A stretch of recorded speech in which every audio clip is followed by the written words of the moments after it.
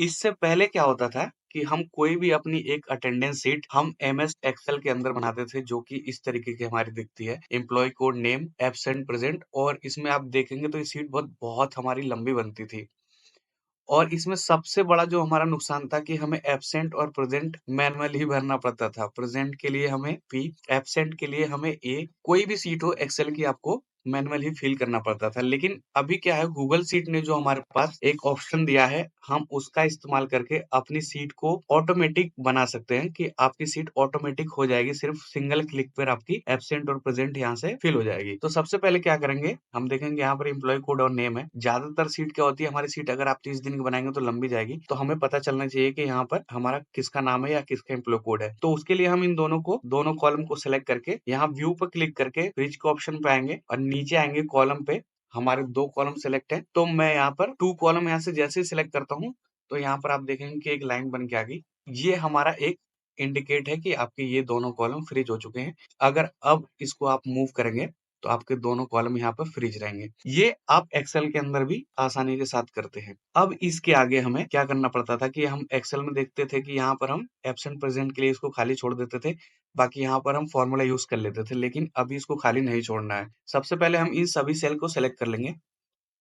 Select करने के बाद यहाँ पर हम आएंगे इंसर्ट पे। इंसर्ट पे जैसे ही क्लिक करेंगे तो आप नीचे देखेंगे यहाँ पर एक चेक बॉक्स का ऑप्शन है। जैसे ही इस चेक बॉक्स पे आप क्लिक करेंगे, इन सभी कॉलम्स में चेक बॉक्स आ जाएगा। लेकिन एमएस एक्सेल के अंदर क्या होता था कि चेक बॉक्स आपको डेवलपर के अंदर मिलता था और डेवलपर आपको खुद इनेबल करना पड़ता था, उसके बाद शो होता था, और वो इतना प्रॉपर वर्क नहीं करता है। ये हमारा चेक बॉक्स हो गया। यही चेक बॉक्स अब हमें एब्सेंट और प्रेजेंट हमारा शो करेगा। लेकिन अब ये है कि टोटल एब्सेंट और प्रेजेंट हम कैसे काउंट करेंगे, तो उसके लिए मैं आपको बता देता हूँ। यहाँ आ जाते हैं हम टोटल प्रेजेंट पे। टोटल प्रेजेंट के लिए हम फॉर्मूला यूज करेंगे इक्वल टू काउंट। जैसे काउंट टाइप करेंगे तो नीचे यहाँ पर एक काउंट इफ का फॉर्मूला मिलेगा। यहाँ पे सिंगल क्लिक जैसे ही करेंगे फॉर्मूला एक्टिवेट हो जाएगा। रेंज में हमारी जितनी लंबी सीट है, जितनी डेट तक की सीट है, उसको सिलेक्ट कर लेंगे। एक डैश देकर हम यहाँ पे लिखेंगे ट्रू। ट्रू लिखकर जैसे ही इन्वर्टेड कॉमा क्लोज करके एंटर प्रेस करेंगे तो ये फॉर्मूला हमारा लग चुका है।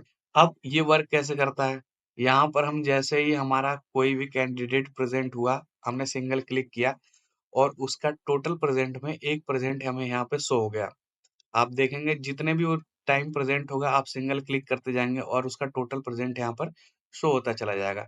इसको पूरे पे अप्लाई करने के लिए सिंपल, जैसे हम एक्सेल में ड्रैग करते हैं, हम ड्रैग कर देंगे। जिस भी एम्प्लॉय को हमारा प्रेजेंट यहाँ पर काउंट करना है, आप यहाँ से इस फॉर्मूले को लगा के, सिंपल फॉर्मूला काउंट इफ का, आपको सिर्फ रेंज सेलेक्ट करना है, ट्रू टाइप करना है, वो फॉर्मूला आपका यहाँ पर लग जाएगा। अब पहले क्या होता था कि हमें पी टाइप करना पड़ता था, हमें कीबोर्ड यूज करना पड़ता था, हमें ए टाइप करना पड़ता था। उसके बाद हमें सम इफ का फॉर्मूला लगाना पड़ता था कि कोई पर्सन अगर प्रेजेंट है तो उसका पी काउंट होगा, एब्सेंट है तो उसका ए काउंट होगा। लेकिन इस सीट में इतना ज्यादा कुछ भी नहीं है, सिर्फ आपको एक सिंगल फॉर्मूला यूज करना है, जो मैंने यहाँ पर यूज किया हुआ है। उसी एक फॉर्मूले पे आपका ये पूरी सीट वर्क कर जाएगी। अगर आप अटेंडेंस सीट किसी ऑफिस में यूज करते हैं तो यहाँ पर उसका सैलरी का ऑप्शन जोड़कर आप उसका सैलरी भी काउंट कर सकते हैं।